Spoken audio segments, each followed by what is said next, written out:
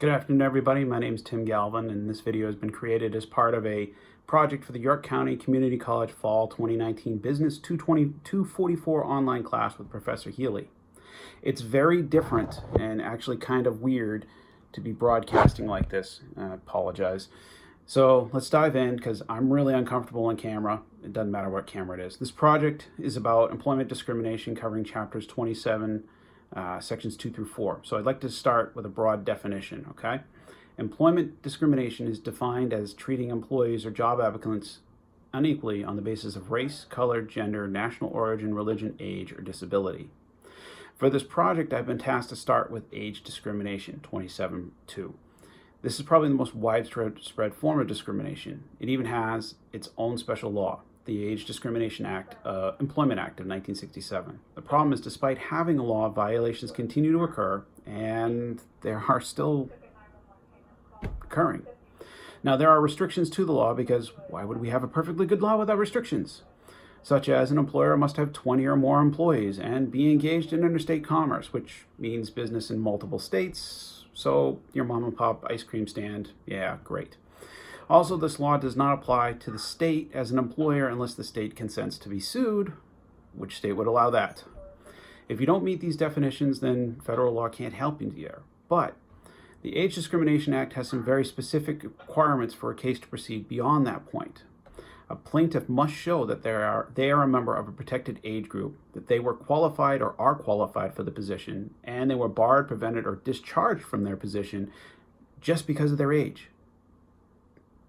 If a prima facie case can be established that the employer has a burden to deal with. The employer must offer a legitimate reason. It can't be flimsy. It's got to be legit because the plaintiff gets a chance to tear it apart.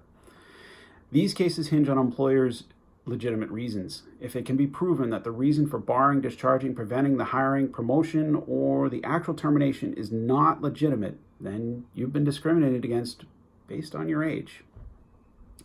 Now, I've also been tasked with talking about discrimination based on a disability, and that one's a little bit longer. Disability discrimination is governed by the Americans with Disabilities Act. It's very famous, right?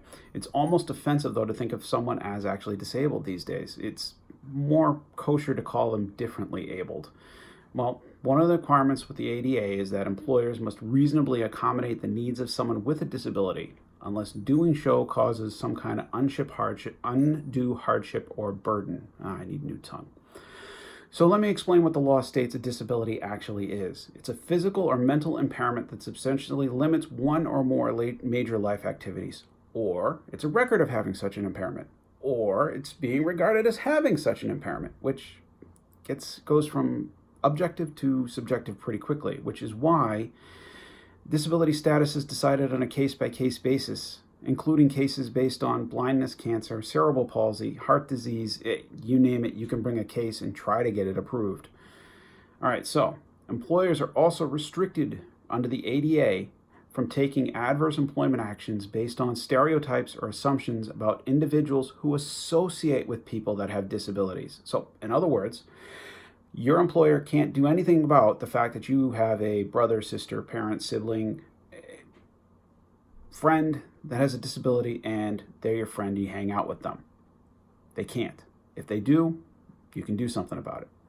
Now, to make a claim under the American Disabilities Act, the plaintiff must show that they have a disability, that they are qualified for the employment in question and was excluded because of the disability. These arguments are made to the Equal Employment Opportunity Commission, and they may decide to investigate or sue on your behalf.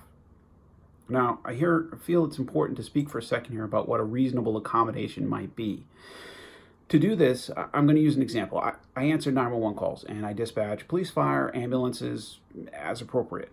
This means that if someone with a hearing impairment applied for the job, we would have to examine how to accommodate that so long as they were the best candidate. That may mean a different phone receiver, the wearing of hearing aids, louder speakers. Those are all reasonable accommodations. Now, the same is true of mobility, right? My center was built in the 70s. It's old. There are stairs up to the center. We're talking really old. If there was a candidate with mobility issues, then a reasonable accommodation would be a ramp.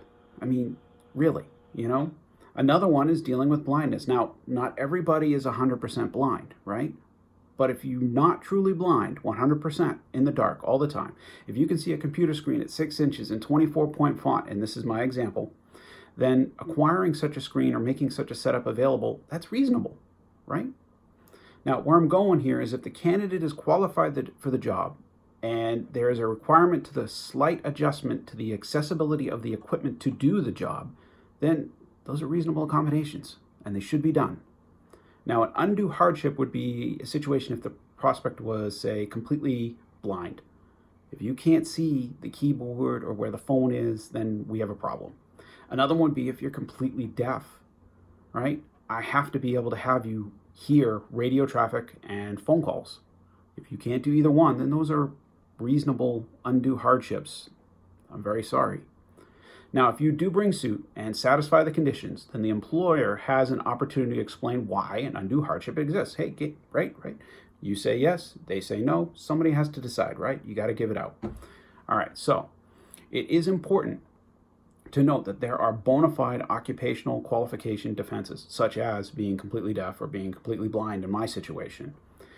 All right. There are other restrictions as well, and those are called business necessity. So let's say you work for somebody who's got international clients, right?